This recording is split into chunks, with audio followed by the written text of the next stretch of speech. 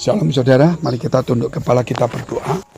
Bapa kami dalam surga, Bapa yang baik yang kami kenal dalam nama Tuhan Yesus, Kau memberkati, mengurapi setiap kami, supaya hari ini kami diberikan damai sejahtera, kekuatan hikmat daripada Tuhan.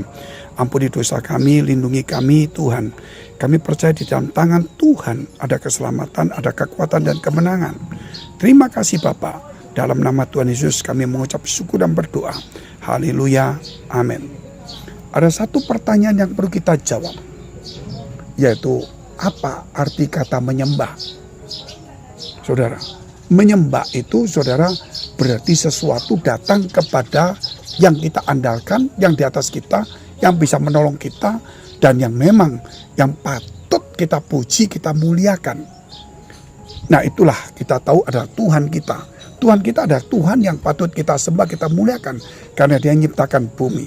Terlebih ketika Dia turun ke dunia. Dan Dia mati di kayu salib demi dosa kita. Saudara, itulah kita perlu memuji Dia. Sehingga di dalam namanya ada keselamatan. Bukankah semua agama itu membuat satu korban? Untuk apa? Keselamatan. Ya, untuk banyaklah seperti itu. Itu setiap tahun diadakan. Untuk menghadap kepada Tuhan minta ampun. Tetapi Tuhan tidak berkenan dengan korban-korban, yaitu binatang itu. Dia mempersembahkan dirinya sendiri untuk orang yang dicintai. Yaitu ketika Dia mati di kayu salib, itulah korban sempurna. Sehingga orang percaya tidak perlu lagi memberikan persembahan korban setiap tahun. Tetapi saudara lihat, jikalau ada seorang anak saudara yang mungkin harus dipenjara atau didenda atau macam-macam sakit, pasti orang tua yang berkata, Tuhan jangan anak saya, biar saya saja. Dia rela demi anaknya itu sendiri. Saudara, demikianlah Tuhan yang kita cintai, Tuhan yang kita kasih. Kenapa saudara? Karena Dia telah berbuat banyak kepada kita semuanya. Sehingga marilah kita menyembah sebagai ucapan syukur, terima kasih, menghargai kasih-Nya. Jangan lagi menyembah dengan metode, dengan tata cara, dengan bahasa, saudara, mungkin dengan macam-macam. Tetapi mari kita menyembah dalam hati kita dengan hati yang murni. Sebab itu, saudara, kalau kita melihat di dalam pelajaran Yohanes pasal 4 ayat 22-24. Kamu menyembah apa yang tidak kamu kenal. Kami menyembah apa yang kami kenal. Sebab keselamatan datang dari bangsa Yahudi, yaitu Yesus Kristus. Tetapi saatnya akan datang dan sudah tiba sekarang, bahwa penyembah-penyembah benar akan menyembah Bapa dalam roh dan kebenaran. Sebab Bapa menghendaki penyembah-penyembah demikian. Allah itu roh, barang siapa menyembah Dia harus menyembahnya dalam roh dan kebenaran. Kata roh dan kebenaran itu jangan berbicara tentang karunia atau bahasa rohnya, walaupun itu mungkin ada. Tetapi saudara mengutamakan manusia rohnya. Bukankah saudara bahwa dikatakan bahwa hari terakhir Tuhan akan memberikan hati yang baru dan roh yang baru, yang taat, yang mengasihi Tuhan. Jadi bukan bahasa roh saja, walaupun itu boleh ada, tetapi penekan manusia rohnya. Disebutkan kebenaran. Kebenaran itu firman Allah. Berarti orang yang mengasihi Tuhan, yang hidupnya menyangkal diri, yang menyesuaikan dengan firman-firman-Nya.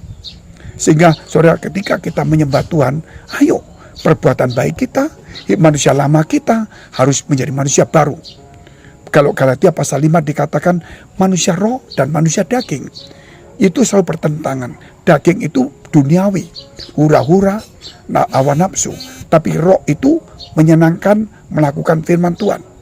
Dan untuk lebih jelasnya lagi, di dalam 1 Korintus itu jelas dikatakan 13 ayat 1.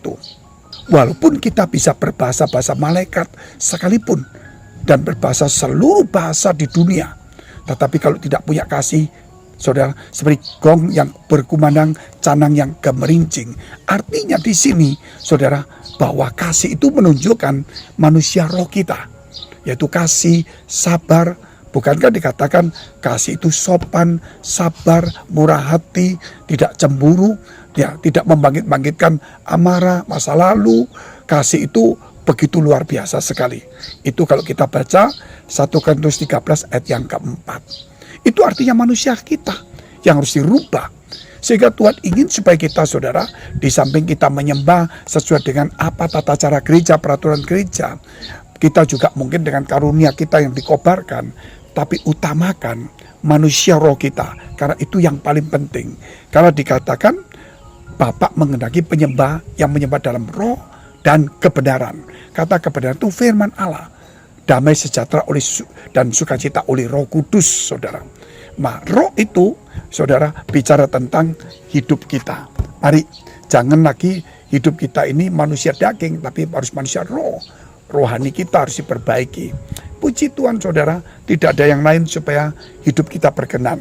Dikatakan, saudara, bahwa banyak orang menyembahnya di gunung ini, di tempat ini, tempat suci, tempat kudus, tempat yang bagus. Tetapi Tuhan, saudara, ingin supaya penyembah-penyembah benar, ya, yang menyembah dalam roh dan kebenaran. Dan itu akan datang dan sudah ada, kata Tuhan saat itu. Sudah ada berarti, saudara, bukan orang yang hanya berbahasa roh. Saat itu tidak ada banyak orang yang berbahasa roh. Bahasa roh itu muncul karena pada saat itu adalah Pentakosta. Setelah Yesus itu naik ke surga itu.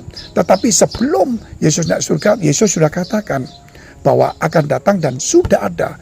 Itu menunjukkan bahwa manusia kita, hidup kita, kelakuan kita, mental kita, karakter kita, etika kita sebagai orang yang percaya Tuhan, sebagai anak-anak Allah harus diperbaiki.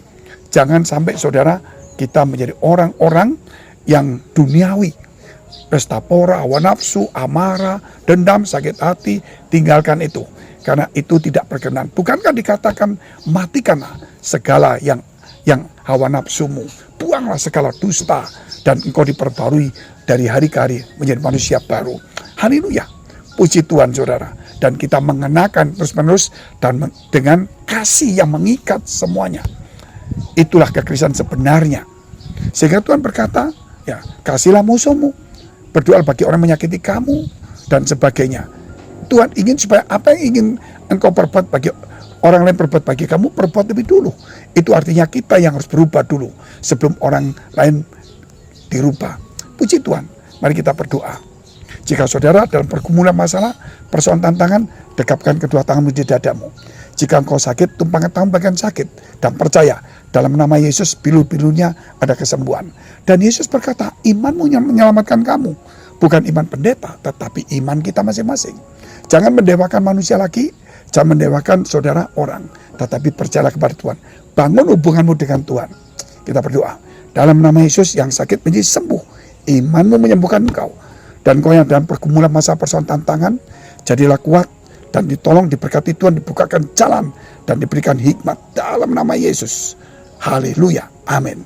Jika saudara masih membutuhkan pelayanan doa dan konseling, silakan hubungi nomor tertera di bawah ini.